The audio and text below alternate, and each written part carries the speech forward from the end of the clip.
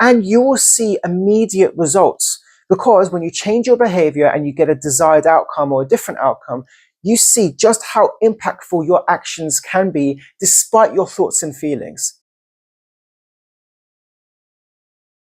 Do you find yourself stuck in the same negative cycle of thinking or emotions or behavior? Or have you ever wondered why certain situations bring out the worst in you? It turns out that there's many factors that go into the way we behave and the way we carry ourselves. And in this video, I want to share with you 3 factors that each relate to each other. And actually, this information is the very basis of a whole kind of therapy called cognitive behavioral therapy. So the 3 things are thoughts, feelings, and behaviors. We all have access to these things. Thoughts are mental processes which can be based upon certain beliefs that we have. They can be influenced by those beliefs, or we may interpret the world in certain ways, and therefore our thoughts will be as a product of that. Our feelings are essentially rooted in our emotions. So it's what our emotions are telling us. And the reason we call emotions feelings is because we feel it. It's not so much a mental process as such. It's more something we feel. And that can be generated by the thoughts we have. So there's a close relationship between thoughts and feelings. The third component is behavior. The way we act and our behavior is often determined by our emotions, and our emotions are determined by our thoughts. So there is this really close-knit relationship that thoughts, feelings, and behaviors have with each other. So cognitive behavioral therapy is based upon those 3 concepts and how you can challenge yourself at every point of that process in order to influence how you think, how you feel, or how you behave. So let me give you an example. You may have a thought coming in, I'm not good enough. And the thought is going to make you feel low, sad, anxious. And the anxiety and the sadness is going to make you withdraw socially. You may want to not go out to see your friend. You just may want to be by yourself, not see anyone, because of a result of you feeling like you're not good enough, or perhaps you just feel sad. So you can see how that thought essentially has this ripple effect on the way you behave. So the way we think about ourselves matters because it impacts our emotions, and the way we feel matters because it impacts how we act. And ultimately, when we act in a certain way that's not in our favor, we're not going to see the desired outcomes in our life. And because we don't see the desired outcomes, it acts as this indirect confirmation that we're not getting what we want because we are not capable. But actually, that's not the case.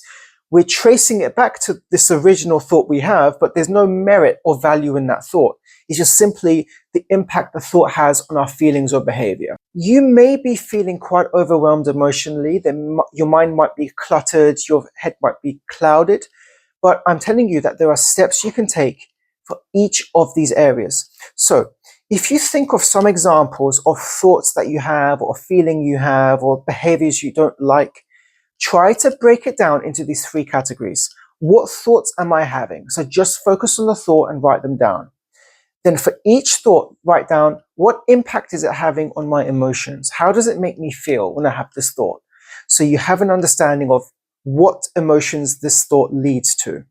And then what do those emotions make you want to act? How do they make you want to act? So therefore, there is this whole big chain reaction that comes back in a cycle. And because we don't act in the way we want to, we always trace it back to the original thought of, I'm not good enough, or I'm not capable.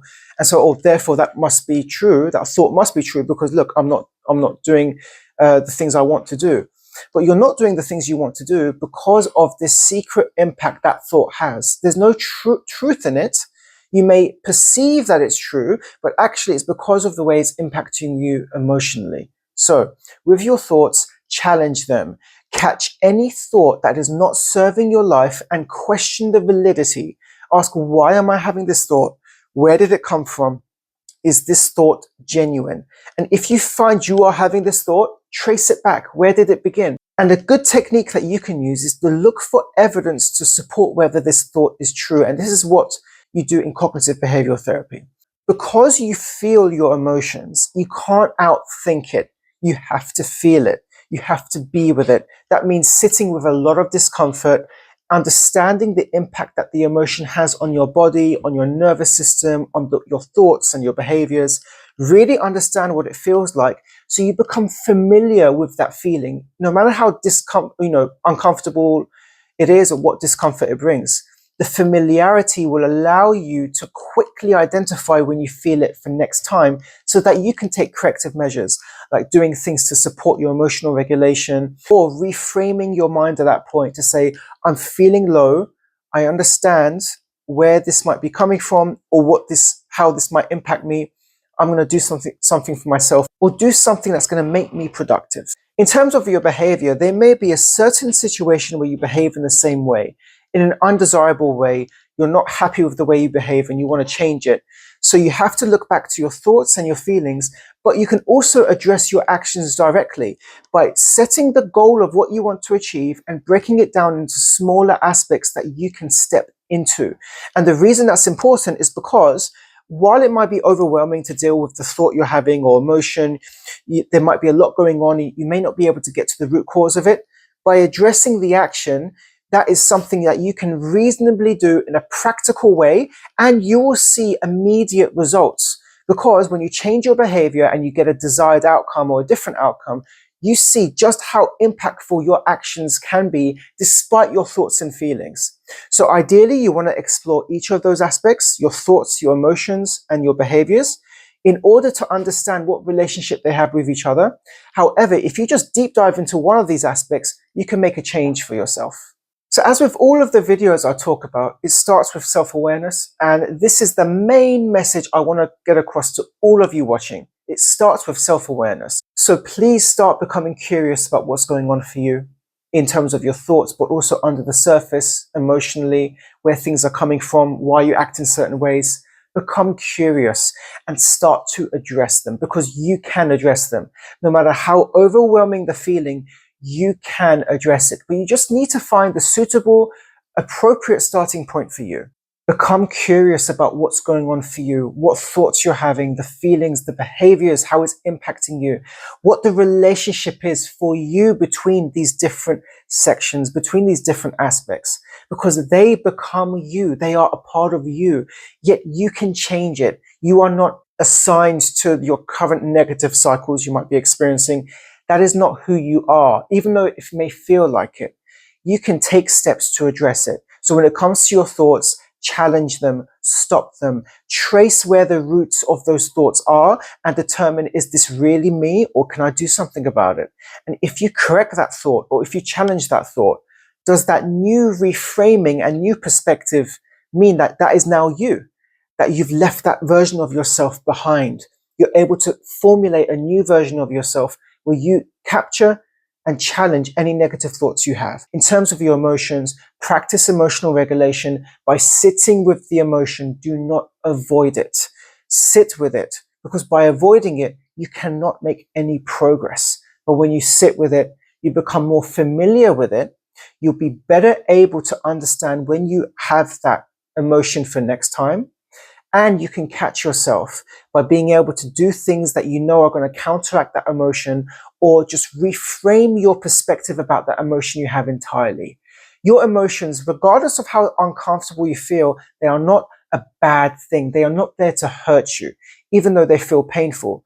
They are there to protect you. So understand, what are they protecting right now? And when it comes to your behaviors, this is more of a practical exercise where you can look at any goals you have and whether your current behaviors and actions are going to meet those goals. And if not, what's going on?